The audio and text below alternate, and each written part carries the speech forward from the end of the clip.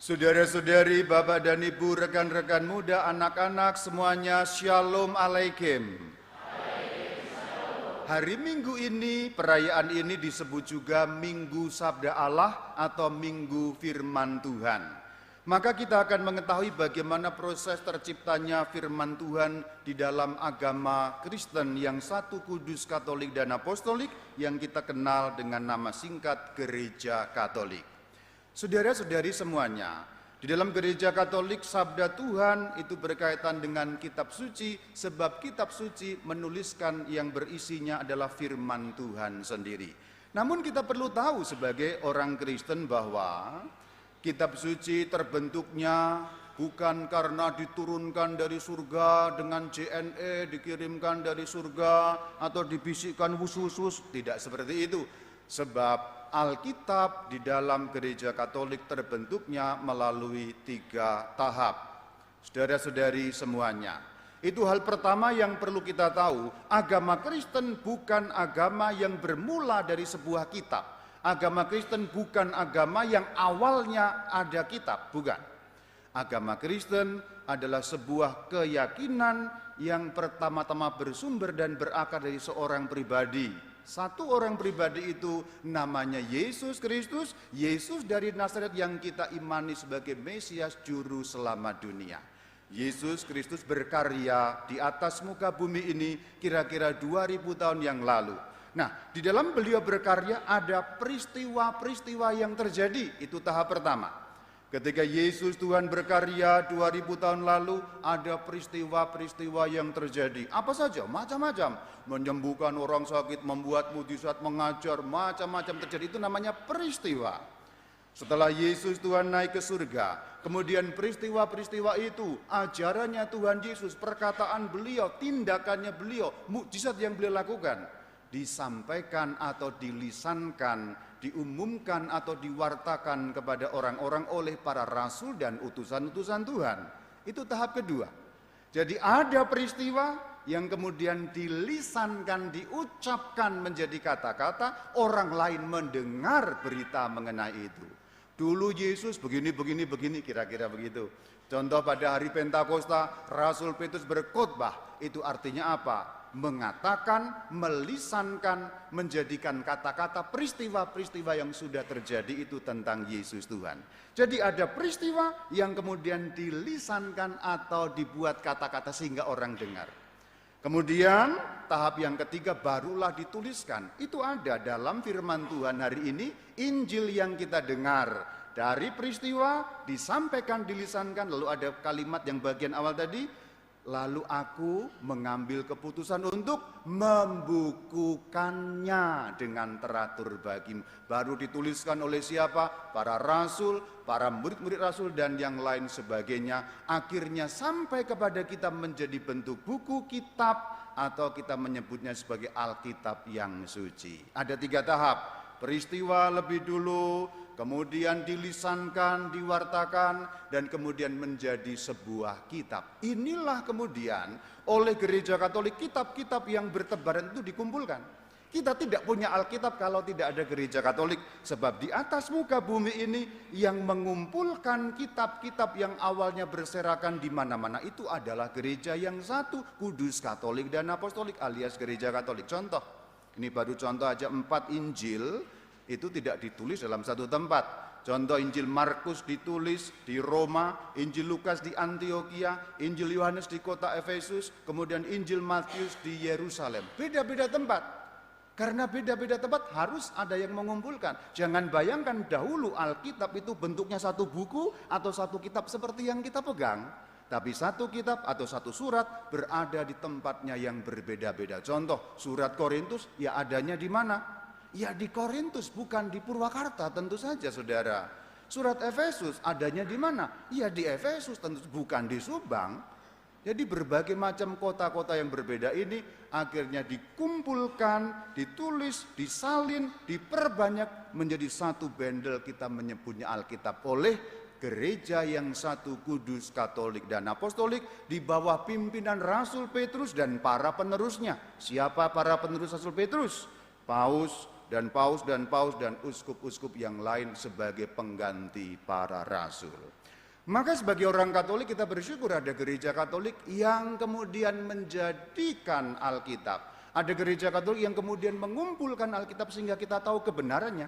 Seperti yang disampaikan di Injil yang bagian pertama tadi. Sehingga kamu tahu yang disampaikan kepadamu sungguh benar. Dari mana kita tahu? Ada ayatnya di dalam Alkitab. Itu bagian pertama. Di bagian kedua dari Injil tadi, prosesnya dibalik. Jadi bagian pertama, peristiwa, lisan, jadi kitab. 3 tahap ya. Peristiwa, lisan, jadi kitab.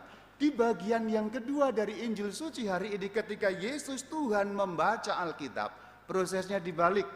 Dari kitab, lisan, jadi peristiwa. Mari kita perhatikan. Ini suatu permainan kata atau suatu siklus perputaran yang terus-menerus yang bagus sekali, yang dapat menjadi pelajaran iman bagi kita. Injil bagian pertama, peristiwa, lisan, kitab. Ini, nanti kamu pulang harus hafal ya. Peristiwa, lisan, kitab. Nanti mau naik motor, peristiwa, lisan, kitab. Mau makan, peristiwa, lisan, kitab.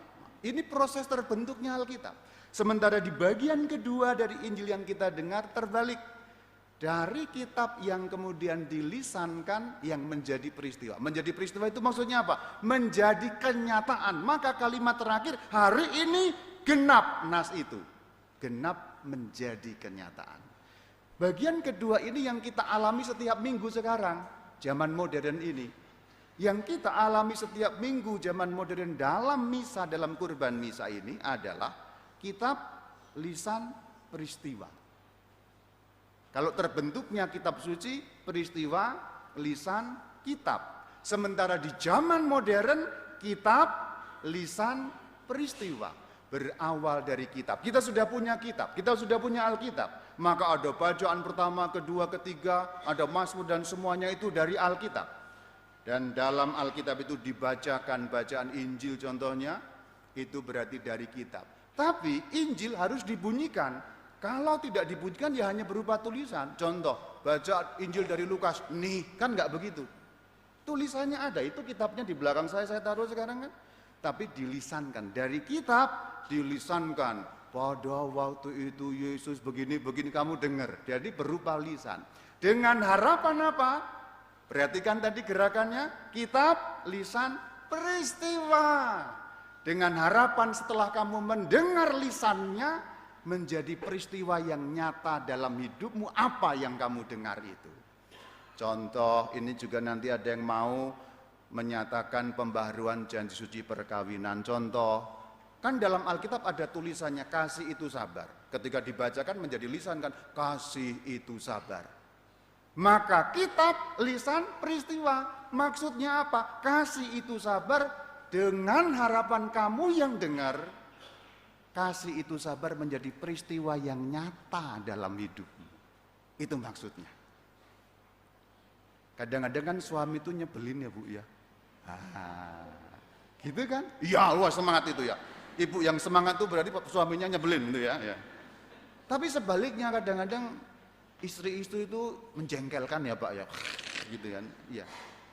Tapi karena ada bunyi lisan kasih itu sabar yang tertulis di Alkitab, maka tertulis lisan jadikan peristiwa. Itu.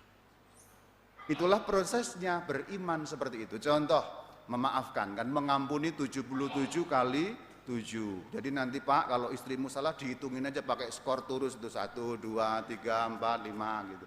Kalau ibu-ibu mau balas suaminya juga sama ya, nanti ditembok 1. Itu apa Ma? Salahnya Bapak. Nah gitu ya. Kalau sudah 77 kali 7 habis maafmu. Tidak demikian tentu saja maksudnya. Mengampuni tanpa batas. Jadi ada ayatnya tertulis, hari Minggu dilisankan dengan harapan menjadi peristiwa yang nyata dalam hidupmu. Jadi tadi itu hari ini genap. Nah contohnya nanti kalau ada kasih itu sabar, ibu-ibu kalau lagi diomelin suaminya wah gitu, kasih itu sabar. Terus ibu-ibu bisa bilang, Papa hari ini genaplah nas yang berbunyi kasih itu sabar. Nah gitu Bu. Jadi maksudnya genap nas yang kasih itu aku hari ini sabar. Itu perayaan hari ini, sehingga perayaan ini menjadi kesimpulannya adalah terbentuknya Alkitab dimulai dari peristiwa, lisan, kitab. Tapi zaman modern ini dimulai dari kitab yang dilisankan atau dibacakan dengan harapan menjadi peristiwa yang nyata dalam hidupmu. Shalom alaikum.